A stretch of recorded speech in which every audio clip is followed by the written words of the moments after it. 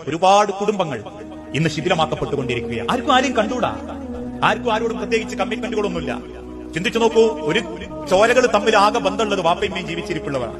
വാപ്പുള്ള കാലത്തൊക്കെ ഒന്ന് അനിയനെ പോയി കാണാൻ പോകും. വാപ്പുള്ള കാലത്തൊന്നും ഉമ്മ ഉള്ളതുകൊണ്ട് ഒന്ന് അനിയന്റെ വീട്ടിലേക്കും പെങ്ങന്മാരേക്കും ഒന്ന് കാണാൻ പോകും. വാപ്പയമ്മയും മണ്ണിന്റെ അടിക്കായി കഴിഞ്ഞാൽ അതോടെ തീർന്നു പിന്നെ ബന്ധങ്ങളൊക്കെ. പിന്നെ ആരെ കാണാൻ പോകാനാ? പിന്നെ ഈ ആരെയും ആദ്യം കാണാൻ പോയത് ഉമ്മ ഉള്ളതുകൊണ്ട്. സ്വന്തം ചോരകളെ പോലും ഒരു ബഹുമാനമില്ലാത്ത, ആദരിക്കാത്ത, സ്നേഹിക്കാത്ത എത്ര ആളുകൾ നമ്മുടെ കൂട്ടത്തിലുണ്ട്. നമ്മൾ ചിന്തിച്ചു നോക്കിയിട്ടുണ്ടോ? അപ്പൊ എനിക്ക് 4 പെൺമക്കളാണെന്ന് കരുതുക. ഇസ്ലാമിന്റെ ഒരു വലിയ തത്വങ്ങൾ മനസ്സിലാക്കേണ്ടി. എനിക്ക് 4 പെൺമക്കളാണെന്ന് കരുതുക. ഞാനെങ്ങാനും അപ്രതീക്ഷിതമായിട്ട് മരിച്ചുപോയാ എന്റെ വീതം വെക്കുന്ന സ്വത്ത് എന്റെ അനിയന് പോകും, എന്റെ ഏട്ടനും പോകും. എന്റെ അനന്തര സ്വത്ത് കേട്ടോ, ഞാൻ ഉണ്ടാക്കിയ മുതല് എന്റെ അനിയനും പോകും, എന്റെ ഏട്ടനും പോകും. അതാണ് ഇസ്ലാമിന്റെ നിയമം.